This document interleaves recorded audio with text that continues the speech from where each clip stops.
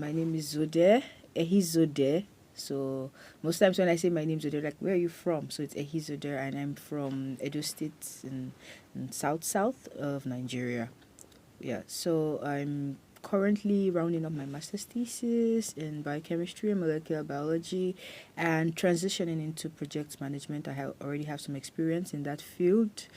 Yeah, that's about what I'm doing. And I'm also trying to improve my German language skills. Yeah. Ooh, how's that coming? Well, it's coming quite fine, quite well. There are moments where I want to speak German to English speakers, and then there are moments where I want to speak English to German speakers. Yeah. I can relate. So, vielleicht kannst du ein bisschen Deutsch sagen? Okay. Okay. Well, now you've put me in a corner. Okay. So, well, mein Name ist Ehizode. Ich heiße Ehizode und ich kann ein bisschen Deutsch sprechen. I feel like that's the regular one. Yeah, way to introduce yourself. Way to go. That's good. I mean, you probably get to speak more before this comes to an end. Okay. But if I may see. ask, warum Deutschland? Why are you in Germany? Why did you choose Germany of all places to go? I mean, you could have gone to the US, to the UK, or to Canada. Why Germany, where you have to learn a new language, and it's a lot, right? Yeah. Do you feel that way? Yeah, so I mean, at first, I might already say that my cousin told me about the opportunities here in the first place. So he came ahead of me. He's still here. And so when I heard the first thing, I was like, new language. I think that's probably usually the first thought. But I just sort of keyed into the vision. I wanted to further my education. I wanted to get a master's in biochemistry. I already had a bachelor's in that, and I did feel that Germany would be a good place. I mean, based on his recommendation, and there's affordable education here that is of superb quality. So yeah, and I found myself in Germany, and it's been a good one ever since. Can you take us or walk us back through those first few maybe days or even hours and minutes of you arriving in Germany? So where you just arrived and the expectations versus what you actually experienced in the first few hours of your arrival, then maybe the first few days and first few months. If you can just walk us through that would be great. Okay, so firstly, I would say that my application process was, looking back at it, I would say it was quite smooth compared to what the situation is right now, and maybe some things I've also heard from other people. But at the time, for me, it felt like it was challenging, or it felt. I mean, I just wanted it to happen soon because I wanted to make progress in my life, and I felt like progress for me meant starting my master's program. So when everything eventually clicked, I remember. So it felt like all the while I just been focused on getting the admission and then getting an appointment with the embassy and then getting visa.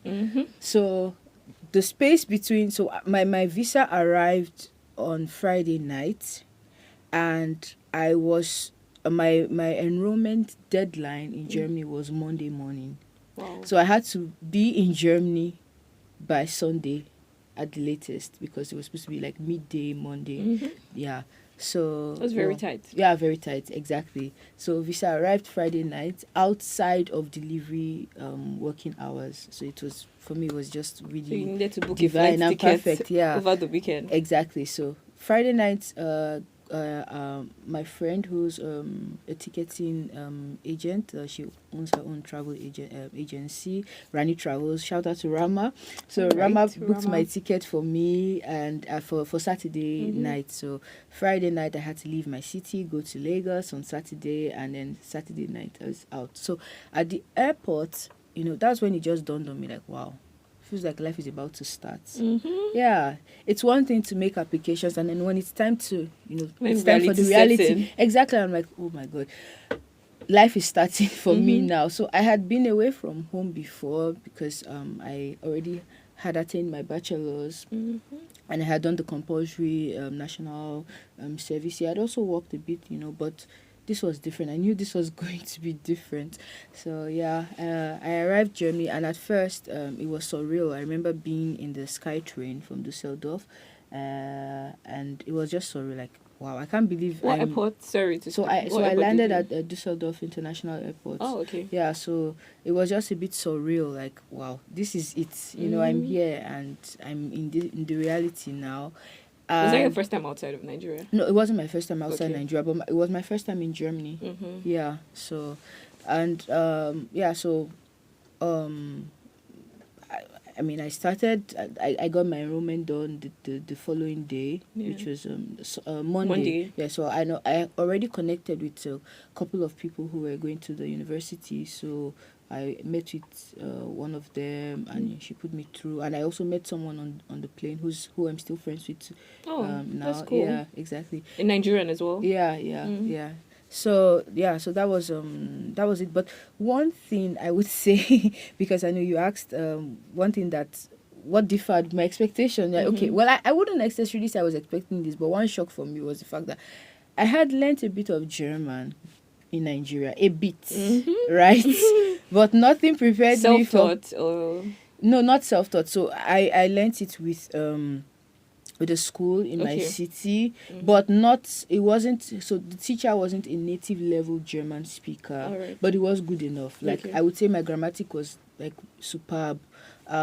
Yeah, but arriving and hearing native German speakers Yeah. speak was quite Something something. else. Yeah, it was something else, because I mean, I had heard native German speak, but it was mostly the learning materials. Yeah. So that's different. The pace at which they speak in learning materials is of course different from From conversational. Yeah, Yeah, absolutely. yeah. So it was quite interesting. Yeah, to adjust to that, and I mean, I'm still learning, but Adjusting. yeah, but at least if you talk to me, I would say I would, yeah. You'd be able to It's understand. of course a few it's things. yeah. I mean, I've been in Germany for a while now. Yeah, so, true. Yeah. Because there's a thing with dialect and accents and all, but that's a Yeah. different ballgame entirely. Yeah. All right, great. Yeah, I do feel at home in Potsdam. To be honest, I would say in general, I feel at home in Germany. Oh, okay. And well, I don't know if it has If I may something. ask something in between, did that come years down the line, or did that come immediately? Immediately you arrived, or did it take a while? Or can you pinpoint that specific point that you began to feel at home in Germany? Okay, so I would say it's all been a journey that is ongoing. So what I mean is, even though I feel at home now, I would probably feel even more at home in a couple of years, or maybe when I reach a certain level of German proficiency, would feel more at home than I. True. So The I would language say is it's very like important.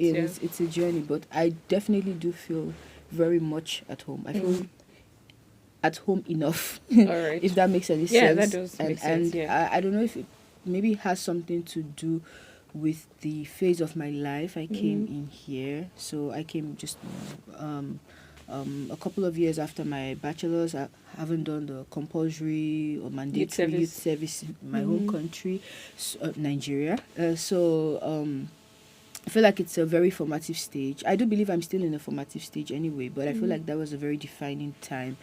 And right now it's difficult to imagine living anywhere else. Like I just feel quite used to where I am right now. So That's good. yeah. And there was a day actually, where I had missed my train stop.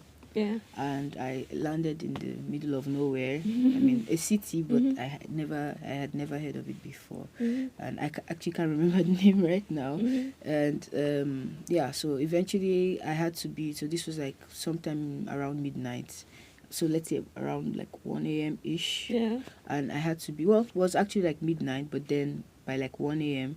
I had to be in a taxi with some teenagers and a man that we had met at this. So I was with my friend. Okay. Yeah. So Also, you were not alone. no, I was not alone. I was Okay. with my friend, and we were coming from Berlin to Potsdam, and we took an unusual connection. That's probably why I never heard of that city before. Yeah. So we landed there, and we there was a guy we met. I remember his name. His name was Christian, and there were some teenagers, and well, eventually the long and short, or the summary is, we had to order a taxi. I think the taxi had to come all the way from I think it was Berlin or To somewhere. pick you up in that Yeah, remote because place. there was the next connection was to come in.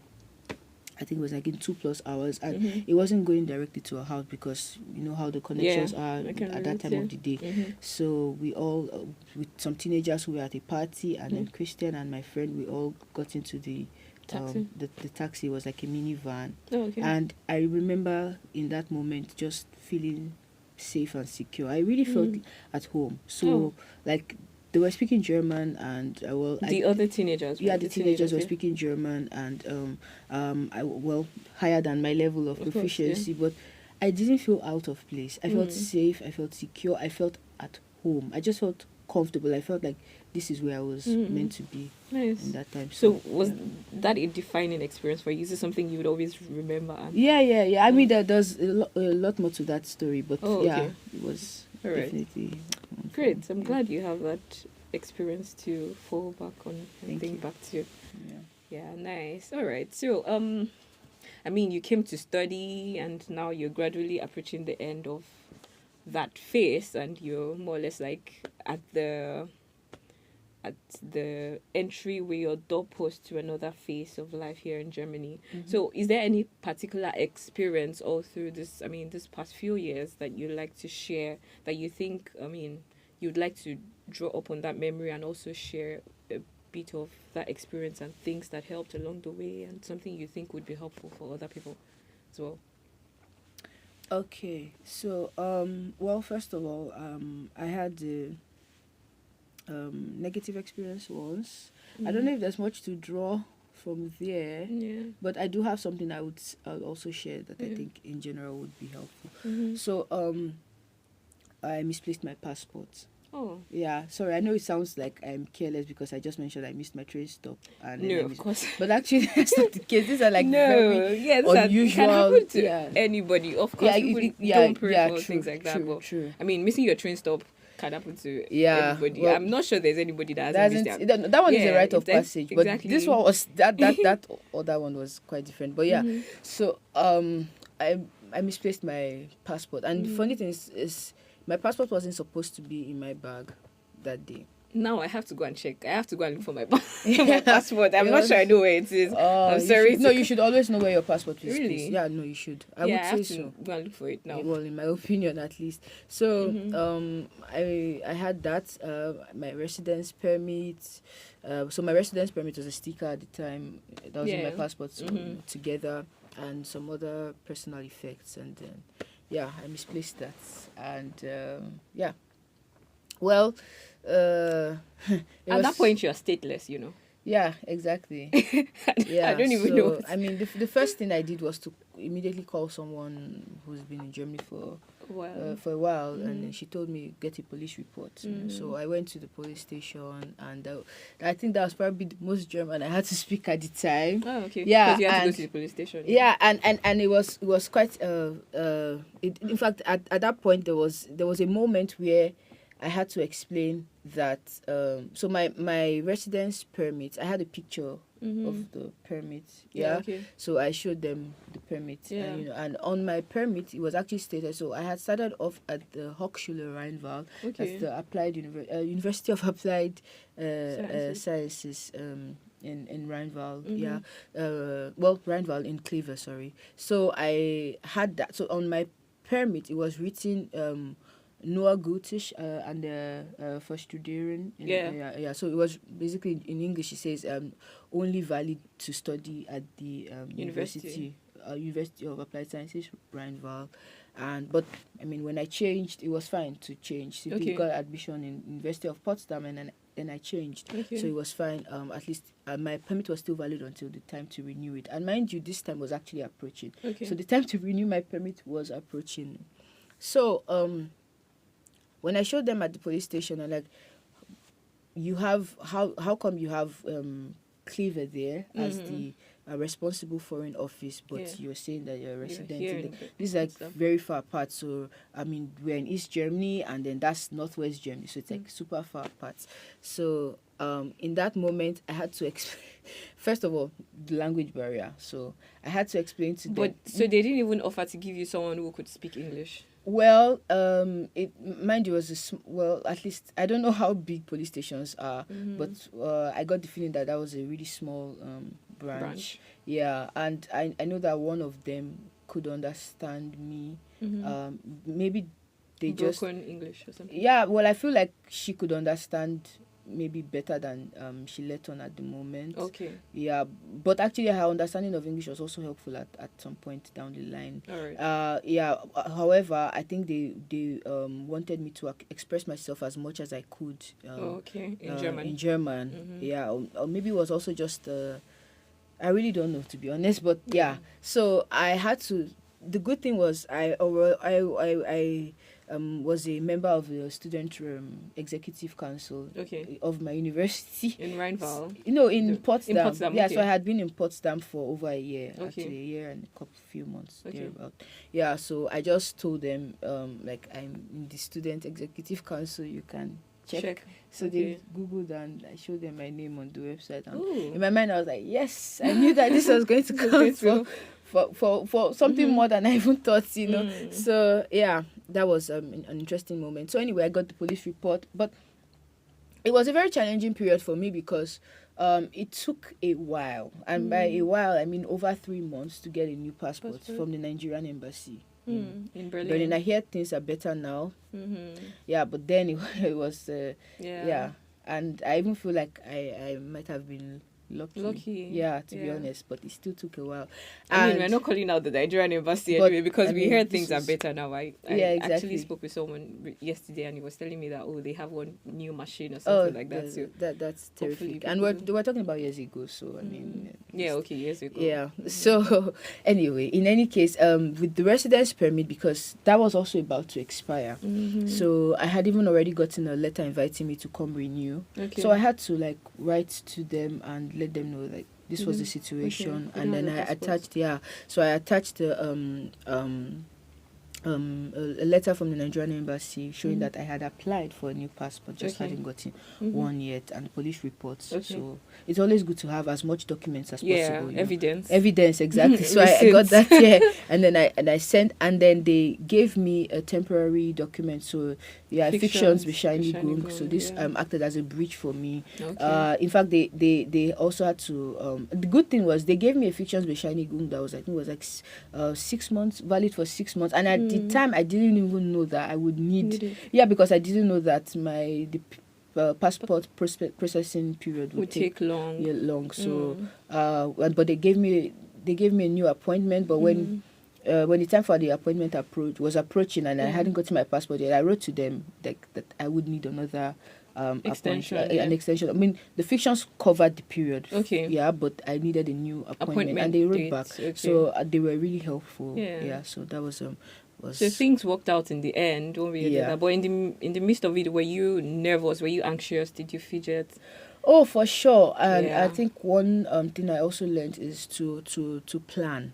I think that's one takeaway from all of this. I mean, aside, even if I didn't misplace my passport, probably you still have learned that down the line. It's good to just... No amount of planning, I guess, would have prepared me for misplacing my passport anyway. Of course, yeah. Well, or maybe if I had remembered to take it out of my bag, that would have been one thing, But I think that this is a country where you cannot afford not to plan. So plan years ahead, plan a year ahead, plan 6 months ahead. If you're going to renew in XYZ period, maybe you have to renew, especially as an expat. So people have to plan in general, but especially as an expat, you have things like migration concerns, job concerns, like different things. Get your documents together. Just get your documents together and try to plan. And when you plan, maybe also make contingency plans as well. That's true. So I think that's always useful. Wow, thank you for sharing. I think one thing I really liked about this whole... I mean, I liked everything. It's very interesting. But I really liked the fact that when they searched for you online, they saw you, which is something that I think is very important for us as, expats that come here. Most times, I mean, students especially, we come here, or even those that come to work, with the mind that we're coming to, get something from the society because better things.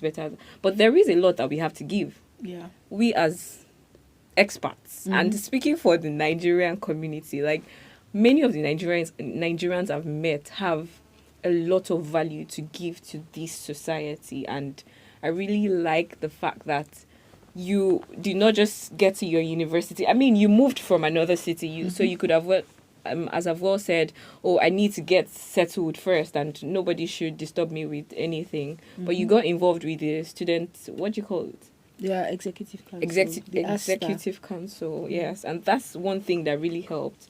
I'm very sure they must have been impressed that, I mean, you have this kind of impressive profile, and they could easily search for you online and link you to, or, find a way to link you to the university you claim to attend. Yeah.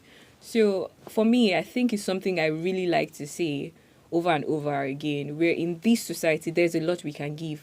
We have, I mean, we say that we're coming here for quality education, right? Yeah. But we actually also have quality education in Nigeria. We have the brains for it. We have we get a lot, and we come here, we're able to give out value to the society. So yeah, I mean, I'm really impressed, and kudos to you. Thank you. So yeah, I think one way or the other, you've kind of summarized a few ups and downs that you've gone through. You kind of mentioned this specifically. Is there any other experience you'd like to share? Ups and downs that you also experienced aside from this? So, well, for me, I feel like most of the times I would speak, it would probably be about ups because even with the downs, I just end up taking the lesson. Okay. You know, I don't focus on maybe regretting things. I just take the lesson and then convert it to an up. You know, I think of it as okay. In the end. Yeah, in the end, you know. So I would say that just picking something again from the earlier narration. I would say that I think that it's one thing that we tend to overlook, as you said, knowing that we have value to give, and in many ways, this value or these endeavors end up making a case for us, you know. And Germany is actually a country. Well, at least from my experience, there are a lot of opportunities, there are a lot of things that are available. There are a lot of opportunities really to explore. Yeah, but if you don't go searching, you will not know. Yeah. So if you don't go searching, you would not know. Yeah, it's just what it is. Yeah, you would not know. I agree with that. There could be something in your neighborhood, and you just would not know that it is there if you don't go searching. Yeah. So I think that we first of all have to want to be where we are, not just think of whatever we are in. I think so sometimes I think when people think of things as stepping stones, maybe they're like in a particular job, and they think of the job as a stepping stone, or they are pursuing a particular degree and they just think of it as a stepping stone. I don't know. I feel like we shouldn't just view it as simply a ladder where you climb the step and then you move to the next step, but to view the stepping stone as a platform. So a proper platform that would elevate you. So when you are on a platform, what do? You utilize the things that are available on that platform. So for me, I would say that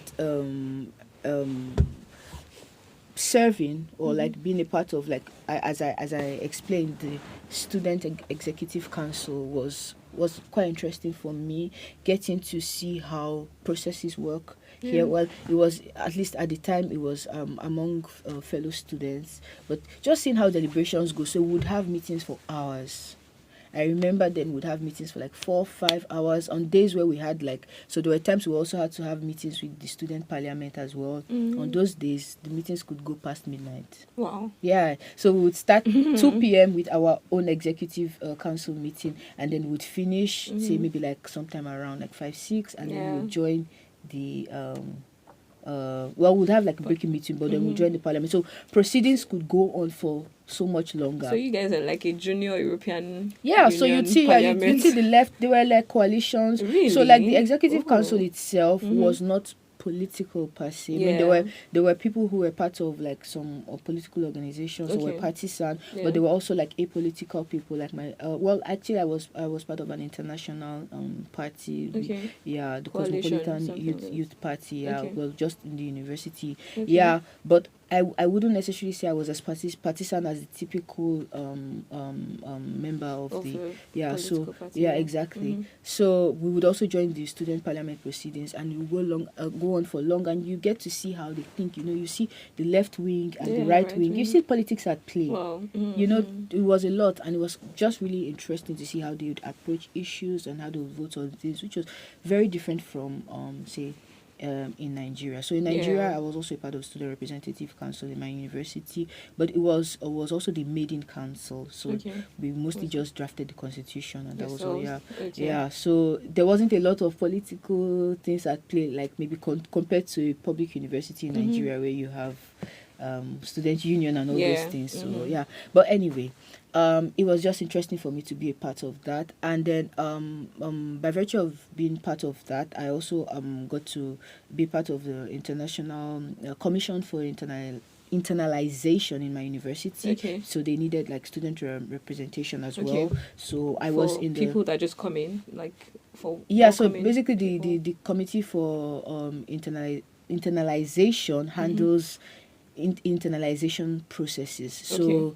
it's not only about the international office. So the international office is part, Yeah. but there are also things like the Erasmus. You know, Yeah. that what I mean, they Okay. work So hand in hand. does it also have to do with integration for making people? Yeah, so different elements of different sectors of the university All right. that were responsible for just making university a more international environment. Okay. You understand? Okay. Yeah. Yeah, so even like there were like Germans that were not internationals or Okay. international students. Okay. They were part of Part of it as you, well, okay. depending on what capacity they were serving Functioning. in anyway. Okay. Yeah, functioning. All right. But it was all focused on making Okay. university more So, international. So would you say internalization or internationalization? So internalizing committee. Internalising, In German, okay. it's internal. I hope I don't bad. Internalisierung. Thank you. Exactly. Beirat's für Internalisierung. Okay. Yeah, so that's the commission I was a part of, and I got to then from there. I got to join the European Digital University Alliance framework. So my university is a member of an alliance framework of Okay. I think we're 8 partner universities now, but across 5 countries. That should be so Germany, Czech Republic, Norway. I feel like I'm going into too much details. No, But go on. Okay. France, Spain. Okay. Yeah, I think I'm forgetting one and Italy.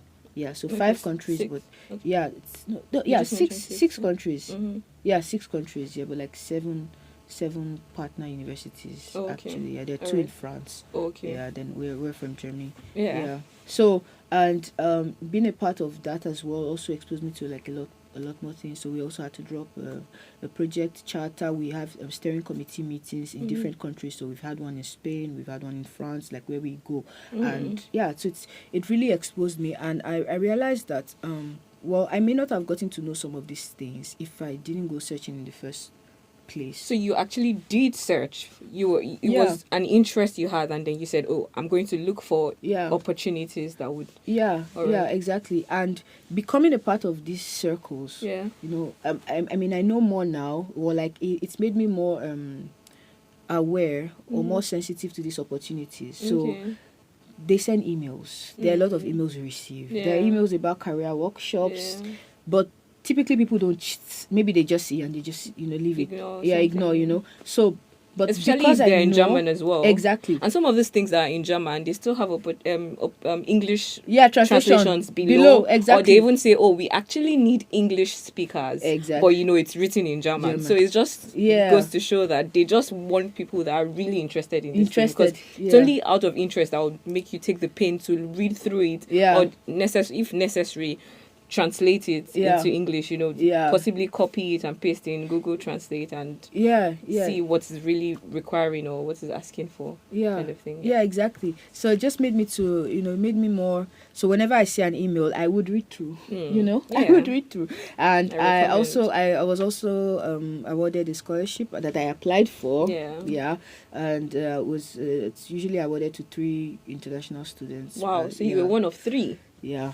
Yeah. I So, feel like at this point, I'm just going to say that Zode is the billboard girl for the excellent international students. I mean, I'm really glad, and you're representing us as Nigerians. You're representing us well, and yeah, thank you for sharing this.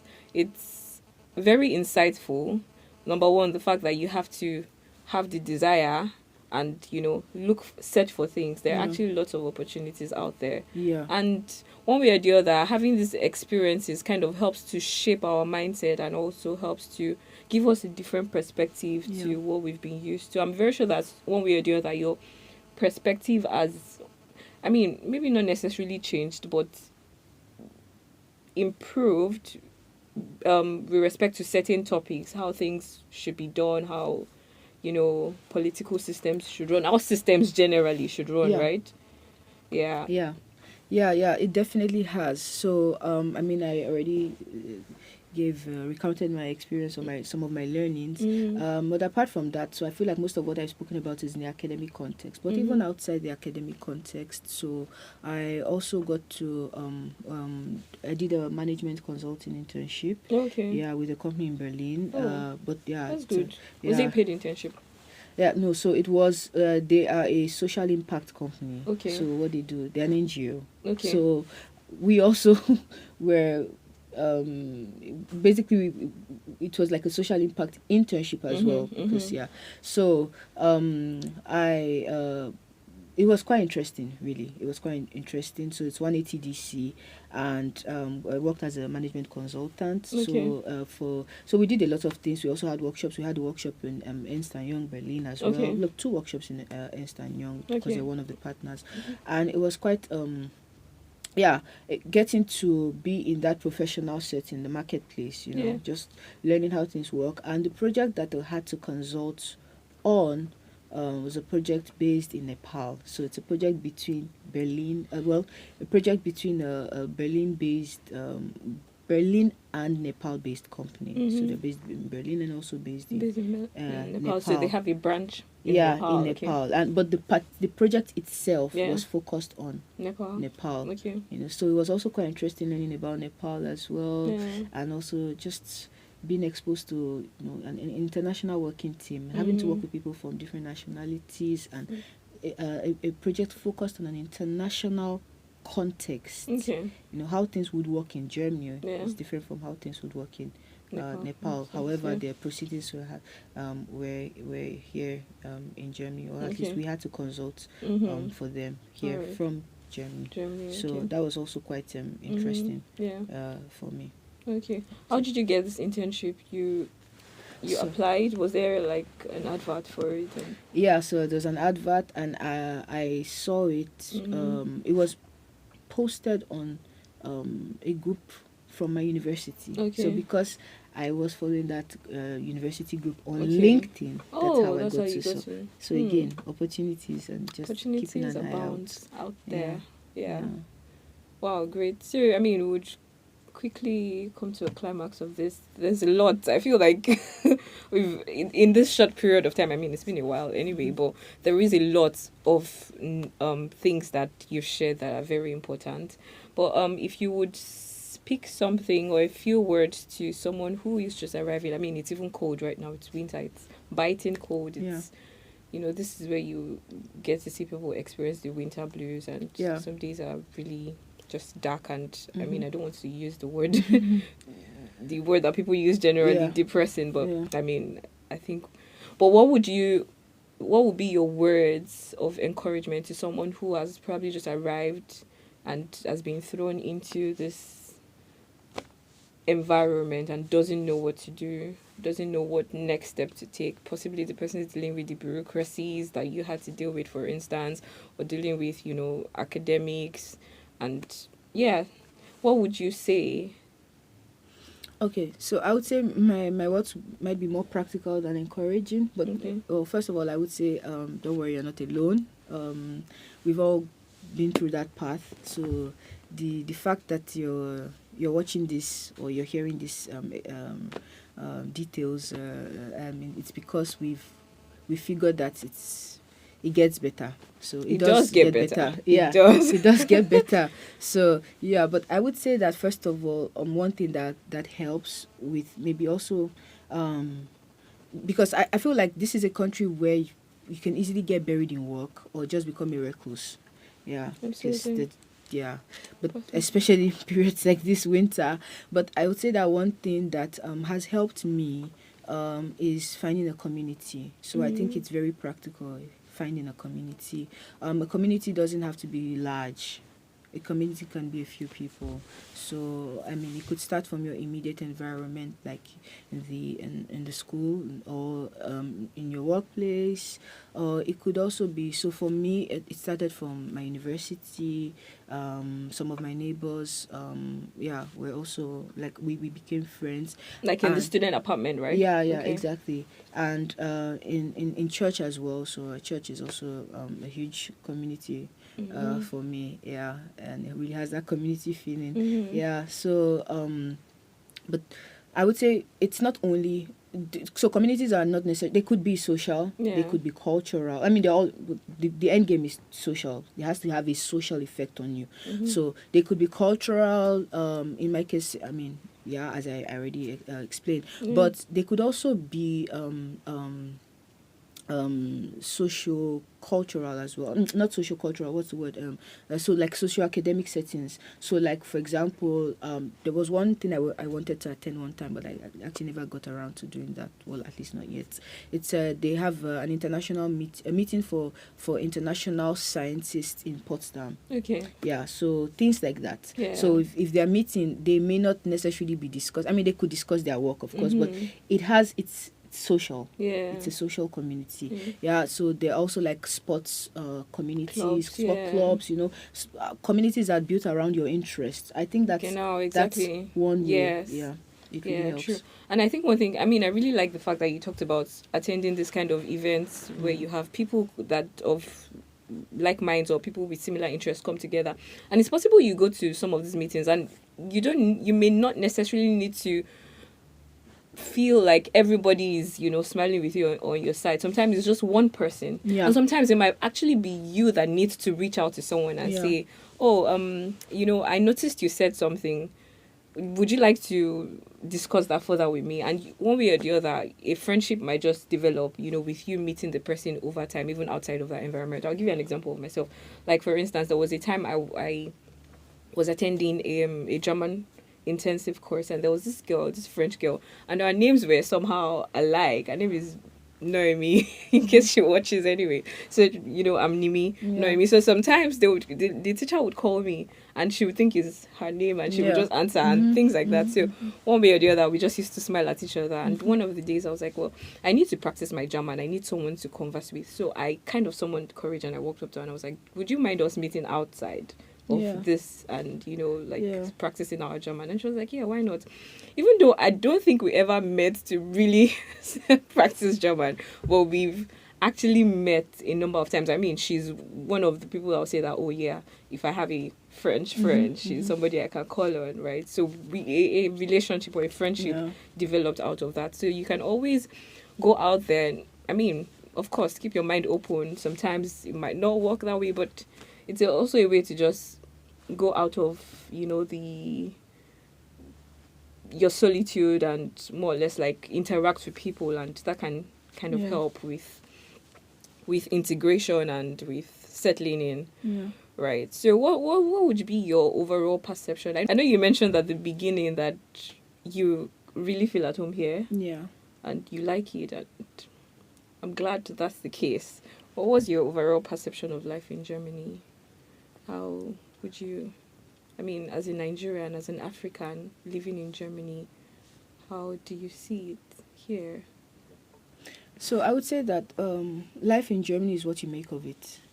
So if you So this is a scientist or a philosopher. I don't know. yeah. Okay, tell us more. Yeah, so if you see it as a place where things get done, Mm-hmm. it would be that for you, and Oh, that's a good thing, really. I mean, I yeah. like that you're able to depend on people. You're both able to depend on the system, like able to not depend in a way where like social benefits or those things, but Yeah, of I course. mean depend in On the you're fact that sure. things work. Yeah, things work. It's a working system. So you know that if a person says, so let's even start with the basic thing. If a person says, let's be there by 2, they would be there by 2, you know. And if a person, if you're contracting a person for a service, then you're assured that you're going to get quality, Yeah. So, but it doesn't end there, really. I mean, if you have the mindset that you can have, I don't see it, some people think of it as boring, but I mean, I'm sure you probably see some of my WhatsApp statuses now and then, and I'm not sure boring is the word I would use for that, but I would say that it really depends. So it depends on what you tell yourself. So if you tell yourself, I'm going to make the most out of this experience, and I'm really big on that. I'm big on making the most out of whatever experience, wherever you are. So if you tell yourself that, it has everything. It has everything. It would give you. So Germany would give you what you believe it can give you, basically. So Germany is what you make of it. yeah. Wow. Thank you, Zoe. That was really brilliant. That was really an exciting and interesting session. Thank you for your insights. I really like the fact that you were practical and also, very realistic with how you described your experiences and also how you see things, how you've seen things generally over the years. And I'm pretty sure that there would be, I mean, aside from myself, there'll be one or two people that have one or two things to take out of this and can really help them in their experience. In Germany, however long that lasts. So that will be it for now. Thank you. You're welcome. All right. So